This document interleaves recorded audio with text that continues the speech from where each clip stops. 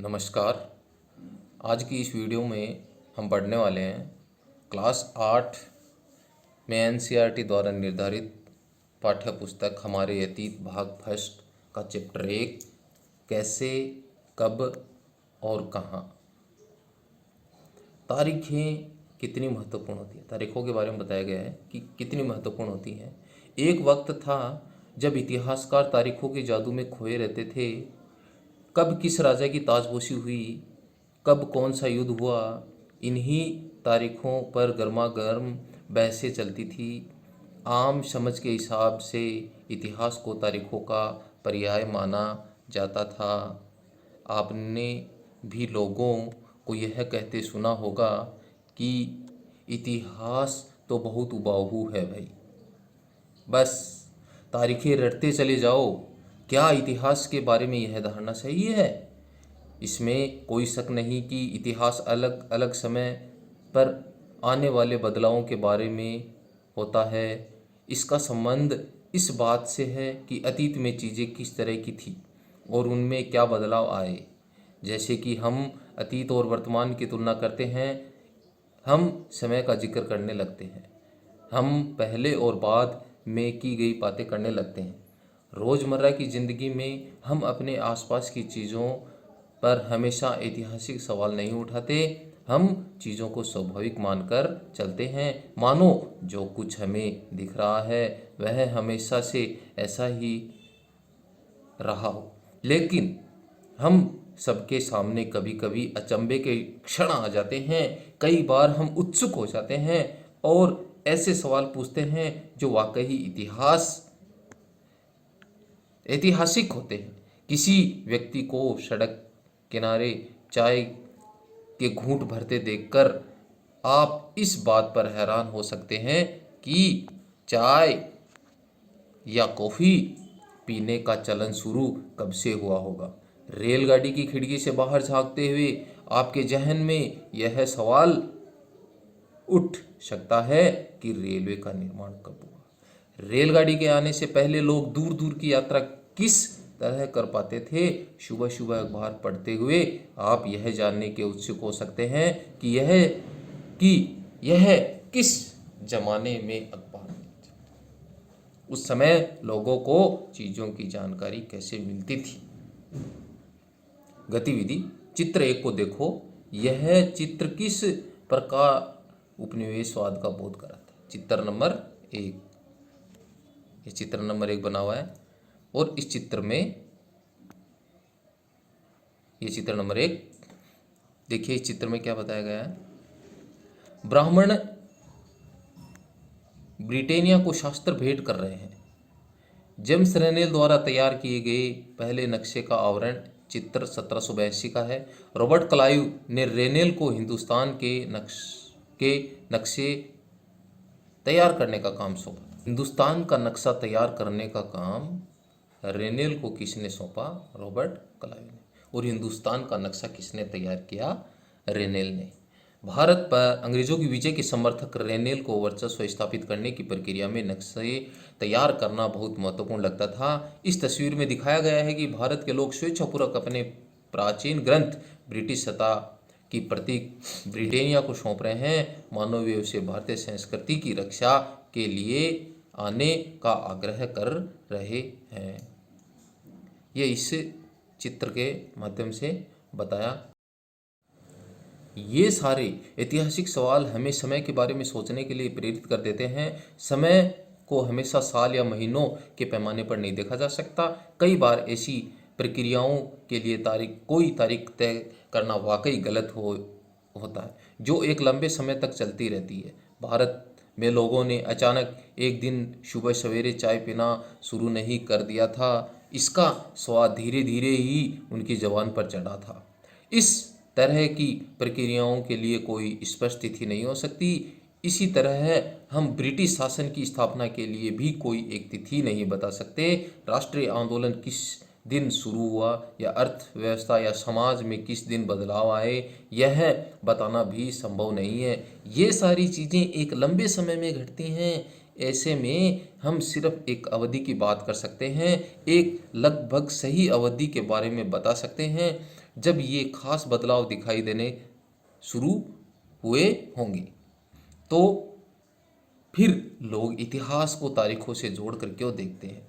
इस जुड़ाव की एक वजह यह है, एक समय था जब युद्ध और बड़ी बड़ी घटनाओं के ब्यौरों को इतिहास माना जाता था। यह इतिहास राजा महाराजाओं और उनकी नीतियों के बारे में होता था। इतिहासकार यह लिखते थे कि कौन से राजा को ताज पहनाया गया, किस साल उसका विवाह हुआ, किस साल उसके घर में बच्चा पैदा हुआ, कौन से साल उसने कौन सी लड़ाई लड़ी, कब मरा, और उसके बाद कब कौन सा शासक गद्दी पर बैठा, राज सिंहासन पर बैठा। इस तरह की घटनाओं के लिए निश्चित तिथि बताई जा सकती है। इस तरह के इतिहासों में तिथियों का महत्व बना रहता है। जैसा कि पिछले 2 साल की इतिहास की किताबों में आपने देखा है, अब इतिहासकार बहुत सारे दूसरे मुद्दों और सवालों के बारे में भी लिखने लगे हैं। वे इस बात पर ध्यान देते हैं कि लोग किस तरह अपनी रोजी रोटी चलाते थे, वे क्या पैदा करते थे और क्या खाते थे, शहर कैसे बने, बाजार किस तरह फैले, किस तरह रियासतें बनी, नए विचार पनपे और संस्कृति और समाज किस तरह बदले। कौन सी तारीखें? कुछ तारीखों को महत्वपूर्ण मानने का पैमाना क्या होता है? हम जो तारीखें चुनते हैं, जिन तारीखों के इर्द गिर्द हम अतीत की कहानी बुनते हैं, वे अपने आप में महत्वपूर्ण नहीं होती। वे इसलिए महत्वपूर्ण हो जाती हैं क्योंकि हम कुछ खास घटनाओं को महत्वपूर्ण मानकर चलने लगते हैं। अगर इतिहास का विषय बदला जाता है, अगर हम नए मुद्दे पर ध्यान देने लगते हैं, तो महत्वपूर्ण तारीखें भी बदल जाती हैं। एक उदाहरण पर विचार कीजिए। भारत में ब्रिटिश इतिहासकारों ने जो इतिहास लिखे, उसमें हरे गवर्नर जनरल का शासनकाल महत्वपूर्ण है। ये इतिहास प्रथम गवर्नर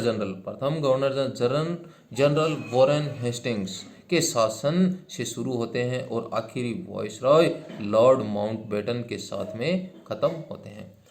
तो इम्पोर्टेंट क्वेश्चन है यहाँ पे, प्रथम गवर्नर जनरल कौन था? तो जनरल वॉरेन हेस्टिंग्स। और अंतिम वायसरॉय कौन था? Lord Mountbatten. अलग अलग अध्यायों में हम दूसरे governor general Hastings, Wellesley, Bentinck, Dalhousie,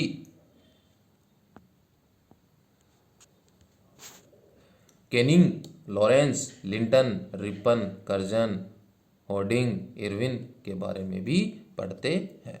विज्ञापनों से भी पसंद नापसंदें होती है।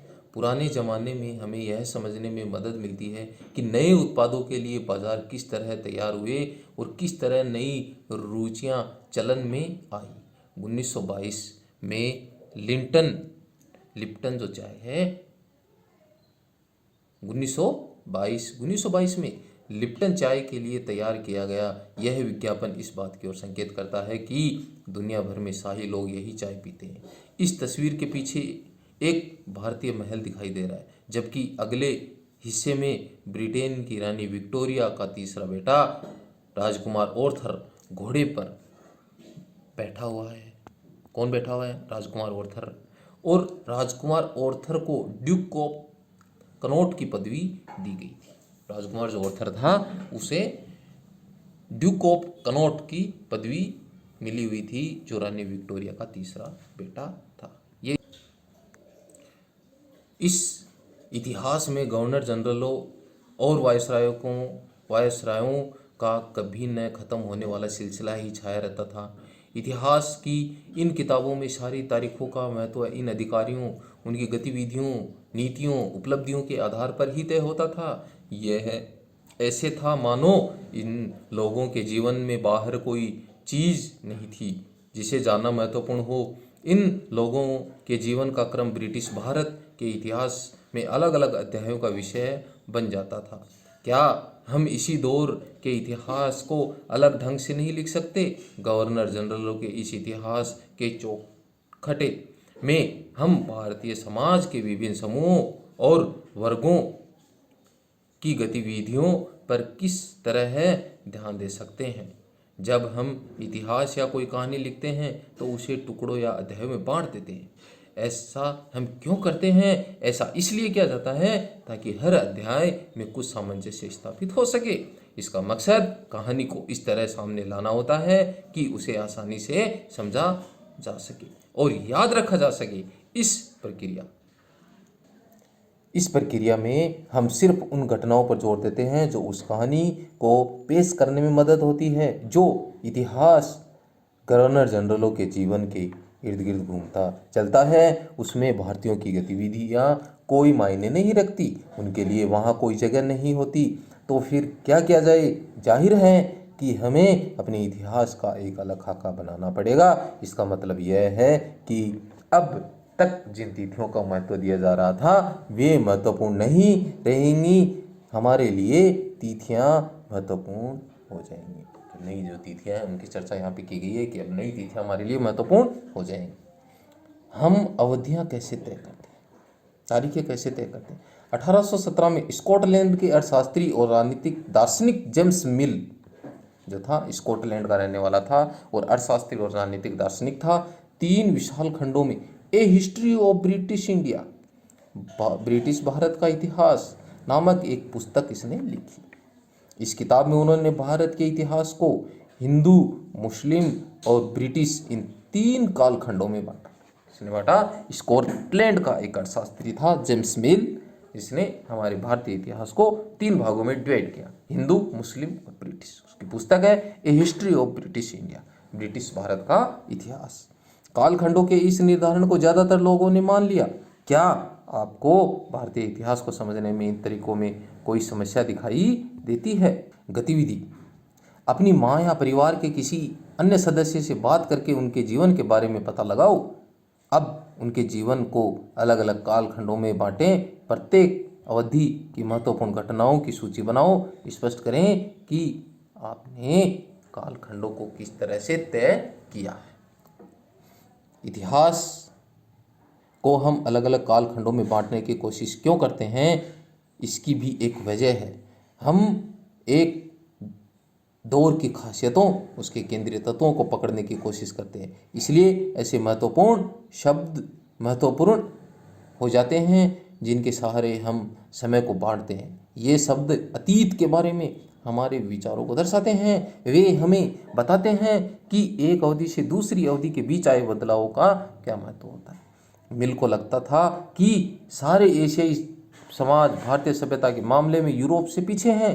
इतिहास की उनकी समझदारी ये थी कि भारत में अंग्रेज़ों के आने से पहले यहाँ हिंदू मुसलमान तानाशाहों का ही राह चलता था। यहाँ चारों ओर केवल धार्मिक बैर, जातिगत बंधनों और अंधविश्वासों का बोलबाला।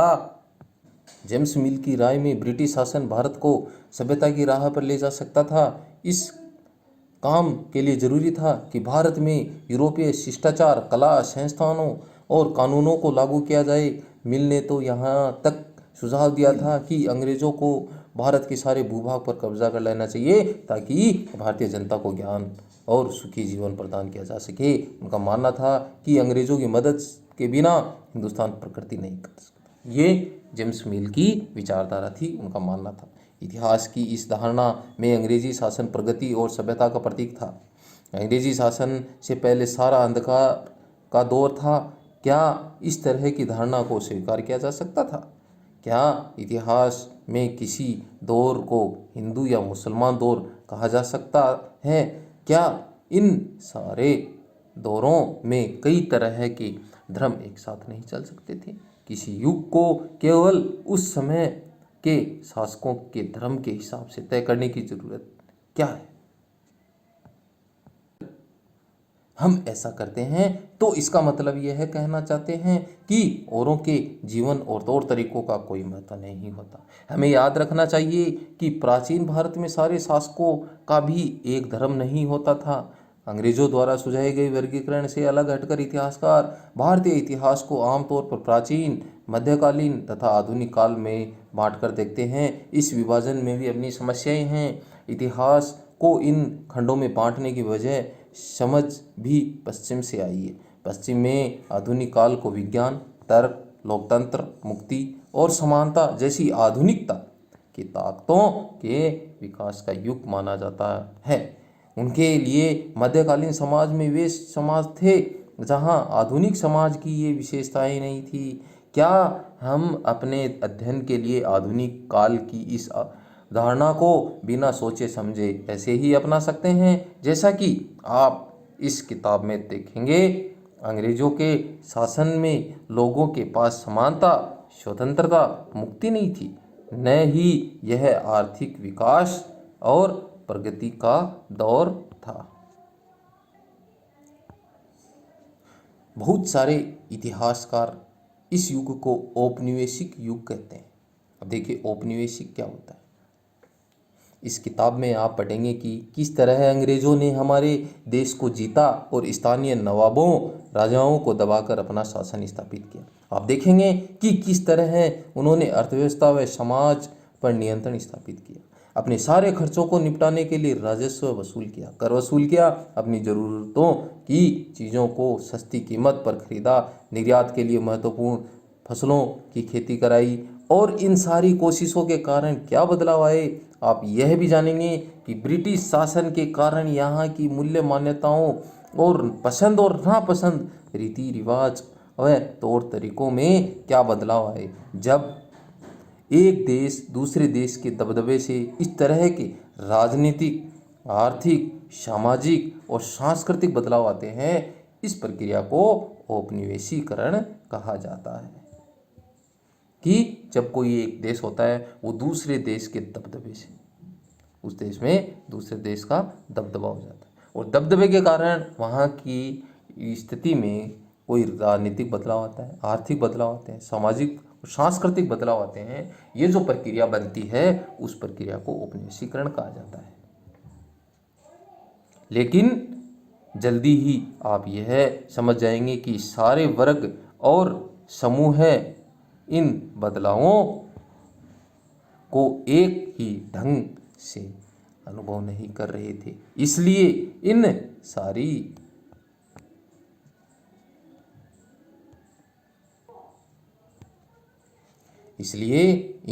इस किताब को हमारे अतीत यानी कई अतीतों पर केंद्रित नाम दिया गया है।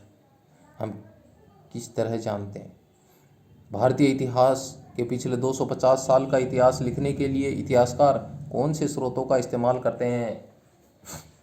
देखिए, प्रशासन अभिलेख तैयार करता है। प्रशासन अभिलेख किस प्रकार तैयार करता है? अंग्रेजी शासन द्वारा तैयार किए गए सरकारी रिकॉर्ड इतिहासकारों का एक महत्वपूर्ण साधन होते हैं। अंग्रेजों की मान्यता थी कि चीज़ों को लिखना बहुत महत्वपूर्ण होता है। उनके लिए हर निर्देश, हर योजना, नीतिगत फैसले, सहमति, जांच को साफ साफ लिखना जरूरी था। ऐसा करने के बाद चीज़ों को अच्छी तरह अध्ययन किया जा सकता था और उन पर वाद विवाद किया जा सकता था। इस समझदारी के चलते ज्ञापन और प्रतिवेदन पर आधारित शासन को यह भी लगता था कि तमाम अहम दस्तावेजों और पत्रों को संभाल कर रखना जरूरी है। लिहाजा उन्होंने सभी शासकीय संस्थानों में अभिलेख कक्ष भी अंग्रेजों, तहसील के दफ्तर, कलेक्ट्रेट, कमिश्नर के दफ्तर, प्रांतीय सचिवालय, कचहरी, सबके अपने रिकॉर्ड रूम होते थे। महत्वपूर्ण दस्तावेजों को बचा कर रखने के लिए अभिलेखागार, आर्काइव और संग्रहालय जैसे संस्थान भी अंग्रेजों ने बनाए। 19वीं सदी की शुरुआत में प्रशासन की एक शाखा से दूसरी शाखा के पास भेजे गए पत्रों और ज्ञापनों को आप आज भी अभिलेखागारों में देख सकते हैं। वहां आप जिला अधिकारियों द्वारा तैयार किए गए नोट्स और रिपोर्ट पढ़ सकते हैं या ऊपर बैठे अफसरों या प्रांतीय अधिकारियों को भेजे गए निर्देश और सुझाव दे सकते हैं। 19वीं सदी के शुरुआती सालों में इन दस्तावेजों की सावधानीपूर्वक नकलें बनाई जाती थी। खुशनवीसी के माहिर लिखते थे। खुशनवीसी या सुलेखनवीस ऐसे लोग होते थे जो बहुत सुंदर ढंग से चीज़ों को लिखा करते थे। 19वीं सदी के मध्य तक छपाई, देखिए आगे एक चित्र दिया गया है, चित्र नंबर 4, भारतीय राष्ट्रीय अभिलेखागार 1920 के दशक में बनाया गया ये चित्र। जब नई दिल्ली का निर्माण हुआ तो राष्ट्रीय संग्रहालय और राष्ट्रीय अभिलेखागार दोनों ही वाइसरॉय के निवास के नज़दीक बनाए गए। इससे पता चलता है कि अंग्रेज़ों की सोच में इन संस्थानों का कितना भारी महत्व था। गृह विभाग को भेजी गई एक रिपोर्ट का नमूना यहाँ पर दिया गया है। सन 1946 में भारत की औपनिवेशिक सरकार शाही भारतीय नौसेना के जहाज़ों में सिपाहियों की बगावत को कुचलने का प्रयास कर रही थी। उस समय विभिन्न बंदरगाहों से गृह विभाग को जो रिपोर्ट मिल रही थी उनके कुछ नमूने इस प्रकार दिए गए हैं। बम्बई, इस बात का इंतजाम कर लिया गया है कि सेना जहाज़ों और दफ्तरों पर कब्जा कर ले। शाही नौसैनिक जहाज़ अभी भी बंदरगाह से बाहर ही हैं। कराची, 301 विद्रोहियों को गिरफ्तार कर लिया गया है।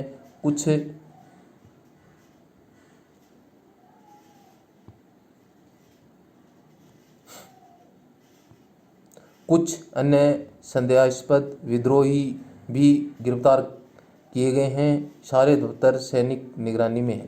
विशाखापट्टनम से स्थिति पूरी तरह नियंत्रण में है और कहीं हिंसा नहीं हुई है। जहाज़ों और प्रतिष्ठानों पर सैनिक गार्ड तैनात कर दिए गए हैं। किसी परेशानी की उम्मीद नहीं है सिवाय इसके कि संभव है कुछ सिपाही काम पर न आए। 19वीं सदी के मध्य तक छपाई तकनीक भी फैलने लगी थी। इस तकनीक के सहारे अब प्रत्येक सरकारी विभाग की कार्रवाइयों के दस्तावेज भी कई प्रतियां बनाई जाने लगी। सर्वेक्षण का बढ़ता हुआ महत्व। औपनिवेशिक शासन के दौरान सर्वेक्षण का चलन भी महत्वपूर्ण होता गया। अंग्रेजों का विश्वास था कि किसी देश पर अच्छी तरह शासन चलाने के लिए उसे सही ढंग से जानना बहुत ज़रूरी है। 19वीं सदी की शुरुआत तक पूरे देश का नक्शा तैयार करने के लिए बड़े बड़े सर्वेक्षण किए जाने लगे। गाँव में राजस्व सर्वेक्षण किए गए। इन सर्वेक्षणों में धरती की सतह, मिट्टी की गुणवत्ता, वहाँ पर मिलने वाले पेड़ पौधे और जीव जंतुओं तथा स्थानीय इतिहासों व फसलों का पता लगाया जाने लगा। अंग्रेजों की राय थी कि किसी इलाके पर शासन चलाने के लिए इन सारी बातों को जानना बहुत ज़रूरी है। 19वीं सदी के आखिर में हर 10 साल में जनगणना भी की जाने लगी। 19वीं सदी के आखिर में यह जनगणना, जनों की गणना भी स्टार्ट हो गई थी। जनगणना के जरिए भारत के सभी प्रांतों में रहने वाले लोगों की संख्या, उनकी जाति, इलाके और उनके व्यवसाय के बारे में जानकारियाँ इकट्ठी की जाती थी। इसके अलावा वानस्पतिक सर्वेक्षण, प्राणी वैज्ञानिक सर्वेक्षण, प्रांतीय सर्वेक्षण, मानव शास्त्रीय सर्वेक्षण, वन सर्वेक्षण आदि कई दूसरे सर्वेक्षण भी किए जाते थे। चित्र 5, शरीफे का पौधा 1770 के दशक का है। अंग्रेजों द्वारा बनाए गए वानस्पतिक उद्यान और प्राकृतिक इतिहास के संग्रहालयों में विभिन्न पौधों के नमूनों और उनसे संबंधित जानकारी इकट्ठा की जाती थी। इन नमूनों के चित्र स्थानीय कलाकारों में बनवाए जाते थे। अब इतिहासकार इस बात पर ध्यान दे रहे थे कि इस तरह की जानकारी किस तरह इकट्ठा की जा सकती थी और उससे उपनिवेशवाद के बारे में क्या पता चलता है। अधिकृत रिकॉर्ड के बारे में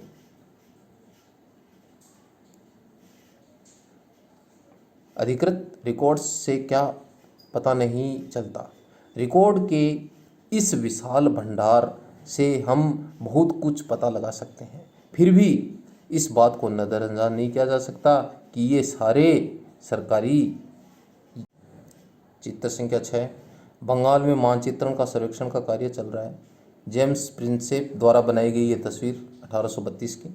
ध्यान से देखें, सर्वेक्षण में इस्तेमाल होने वाले सारे उपकरणों को चित्र के अगले हिस्से में दिखाया गया है।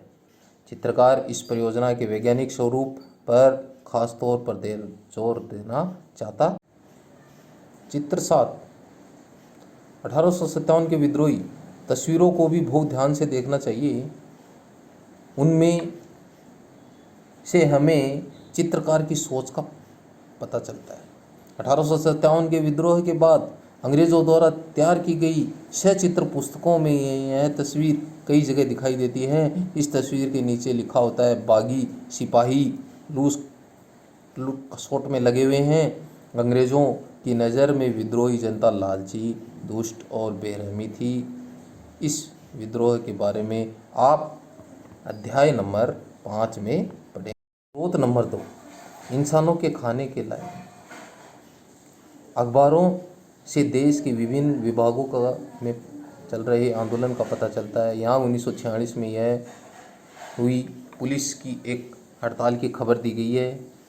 दिल्ली में 2000 से ज़्यादा पुलिस वालों ने बृहस्पतिवार सवेरे अपने कम वेतन और पुलिस लाइन्स बावर्ची खाने में आने वाले घटिया भोजन के खिलाफ खाना खाने से इनकार कर दिया। जैसे जैसे यह खबर दूसरे पुलिस थानों तक पहुंची, वहां भी पुलिस वालों ने खाने से इनकार कर दिया।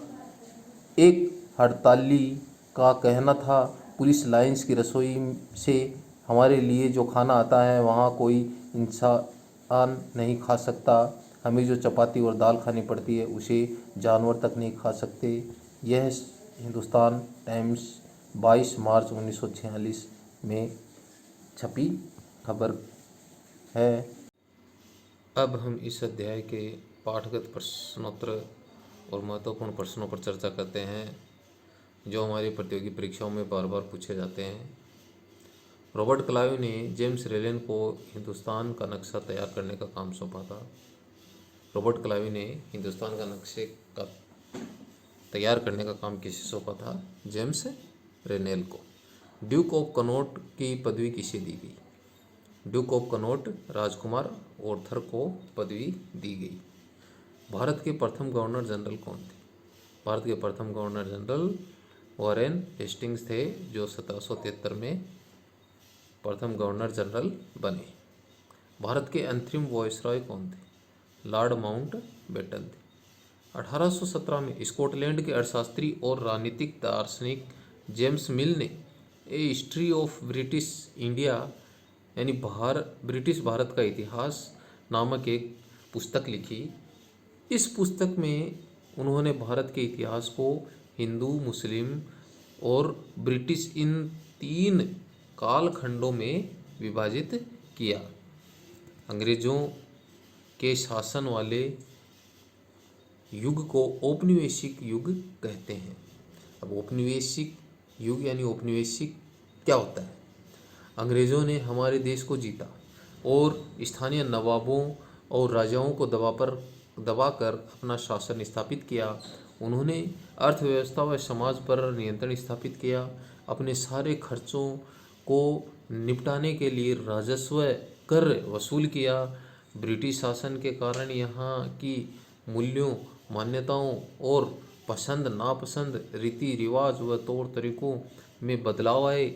जब एक देश पर दूसरे देश के दबदबे से इस तरह के राजनीतिक, आर्थिक, सामाजिक, सांस्कृतिक बदलाव आते हैं तो इस प्रक्रिया को औपनिवेशीकरण कहा जाता है। अर्थात कहने का मतलब यह है कि कोई एक देश दूसरे देश पर कोई दबदबे से इस तरह के उसमें राजनीतिक बदलाव आ जाते हैं या आर्थिक बदलाव आ जाते हैं, सांस्कृतिक कोई बदलाव आते हैं या सामाजिक कोई बदलाव आते हैं तो ये औपनिवेशीकरण की प्रक्रिया था। जब अंग्रेज़ों ने हमारे देश पर राज किया तो हमारे देश की जो राजनीतिक व्यवस्था है, आर्थिक व्यवस्था है, सामाजिक है, सांस्कृतिक व्यवस्था है, इसमें अनेक प्रकार के परिवर्तन आए, बदलाव आए, तो ये औपनिवेशीकरण की प्रक्रिया कहा जाता है, औपनिवेशीकरण युग कहा जाता है। गतिविधि प्रश्न, यह महत्वपूर्ण प्रश्न दिए गए थे। ये गतिविधि प्रश्न है, प्रश्न संख्या 1 पर दिया गया है। पाठ्यपुस्तक को ध्यान से देखो, यह चित्र किस औपनिवेशवाद का बोध कराता है? यह चित्र पाठ्यपुस्तक में दिया गया पृष्ठ संख्या 1 पर। इस चित्र में ब्राह्मणों को ब्रिटिश सत्ता का प्रतीक ब्रिटेनिया को शास्त्र भेंट करते हुए दिखाया गया है। ब्राह्मण ब्रिटेनिया के समक्ष शीश झुका रहे हैं तथा उसे अपने प्राचीन जो धर्म ग्रंथ हैं वो सौंप रहे हैं। इससे पता चलता है कि ब्रिटिश सत्ता ने भारत पर अपना वर्चस्व स्थापित कर लिया तथा उससे भारतीय संस्कृति की रक्षा करने का आग्रह किया। अब ये पाठ्यपुस्तक के प्रश्न सही और गलत बताएं। जेम्स मिल ने भारतीय इतिहास को हिंदू, मुस्लिम और ईसाई इन 3 कालखंडों में विभाजित किया था। बताइए, अभी इसकी चर्चा अपन ने पहले की थी। तो इन्होंने हिंदू, मुस्लिम और ईसाई नहीं की, उन्होंने ब्रिटिश नाम दिया था। तो ये क्या है? ये सही नहीं है, ये होगा गलत, रॉन्ग है।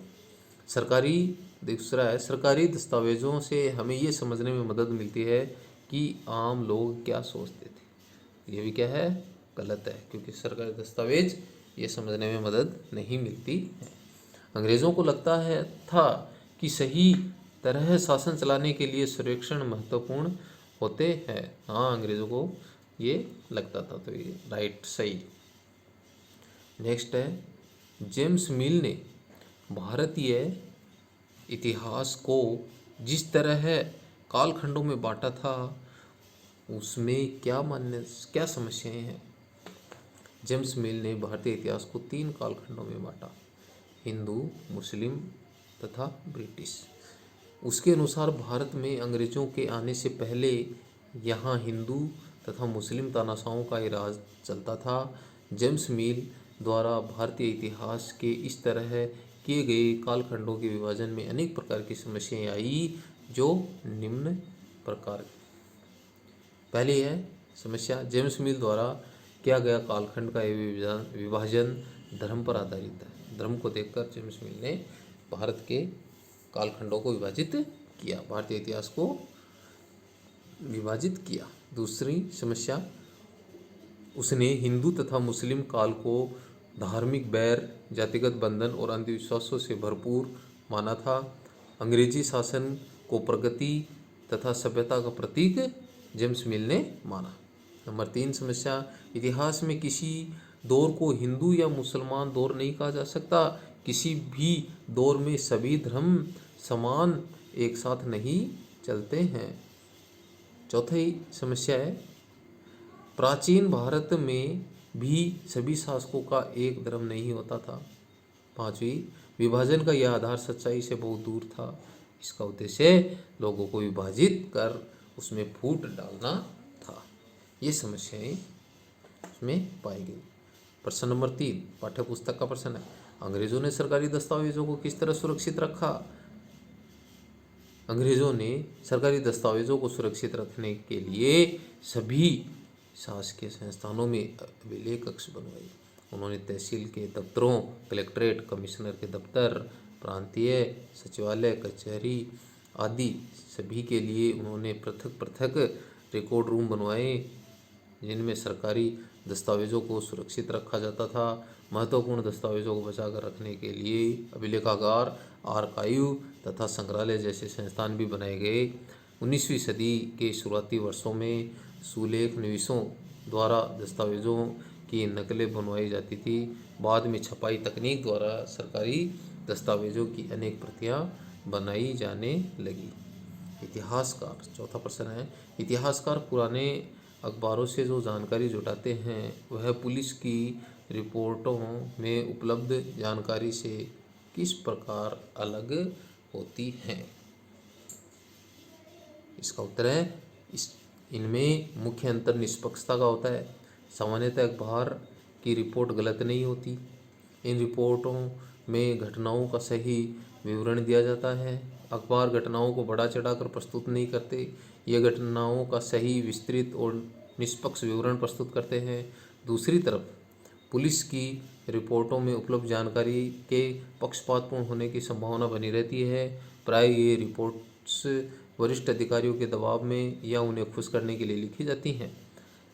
इनमें तथ्यों को बदल दिया जाता है। इन रिपोर्टों में जांच अधिकारी व्यक्तिगत रूप से पक्षपात कर सकते हैं। अतः यदि इतिहासकार केवल पुलिस रिपोर्टों से उपलब्ध जानकारी पर आधारित रहे तो संभव है कि गलत इतिहास प्रस्तुत होए। अन्य महत्वपूर्ण प्रश्न, भारत का प्रथम गवर्नर जनरल कौन था? भारत का प्रथम गवर्नर जनरल कौन था? Warren Hasting. भारत का अंतिम वायसराय कौन था? भारत का अंतिम वायसराय कौन था? Lord Mountbatten. रॉबर्ट क्लाइव ने हिंदुस्तान के नक्शे तैयार करने का काम किसे सौंपा था? तो जेम्स रेनेल को। भारतीय इतिहास के प्रमुख स्रोत हैं। क्या प्रमुख स्रोत हैं? इसमें सरकारी दस्तावेज भी हैं, अखबारों की रिपोर्ट भी हैं, यात्रियों के संस्मरण भी हैं। ये तीनों हैं तो उपयुक्त सभी। ब्रिटिश सत्ता का प्रतीक है, तो ब्रिटिश सत्ता के प्रतीक कौन है? ये इस पाठ में ब्रिटेनिया। जेम्स मिल कहाँ का निवासी था? जेम्स मिल कहाँ का? स्कॉटलैंड का निवासी था। खुशनवीसी का क्या अर्थ है? खुशनवीसी का अर्थ है बहुत सुंदर ढंग से चीज़ों को लिखने वाले को खुशनवीसी कहा जाता था। भारत में छपाई तकनीक फैलने लगी थी। कब फैलने लगी थी? 19वीं सदी के मध्य तक भारत में तकनीकी छपाई फैलने लगी थी। नेक्स्ट है ब्रिटिश इतिहासकारों द्वारा लिखे गए भारतीय इतिहास में मुख्यतः किनका वर्णन है? इनके द्वारा लिखे गए इतिहास में मुख्यतः गवर्नर जनरलों तथा वायसरायों की नीतियों एवं कार्यों का वर्णन मिलता है। नेक्स्ट है जेम्स मिल द्वारा रचित पुस्तक का नाम। जेम्स मिल द्वारा रचित पुस्तक है a history of British India, यानी ब्रिटिश भारत का इतिहास। नेक्स्ट प्रश्न है इतिहासकारों ने भारतीय इतिहास को अंग्रेजों से भिन्न रूप में कितने कालखंडों में बांटा है? तो इतिहासकार ने भारतीय इतिहास को अंग्रेजों से भिन्न हमारे इतिहास को 3 कालखंडों में बांटा है। पहला प्राचीन काल, दूसरा मध्यकाल, तीसरा है आधुनिक काल। खुशनवीसी कौन होते थे? खुशनवीसी या सुलेखनवीस वे होते हैं जो बहुत सुंदर ढंग से चीज़ों को लिखते हैं। पश्चिम में आधुनिक काल को क्या माना जाता है? पश्चिम में आधुनिक काल को विज्ञान, तर्क, लोकतंत्र, मुक्ति, समानता एवं आधुनिकता की ताकतों के विकास का युग माना जाता है।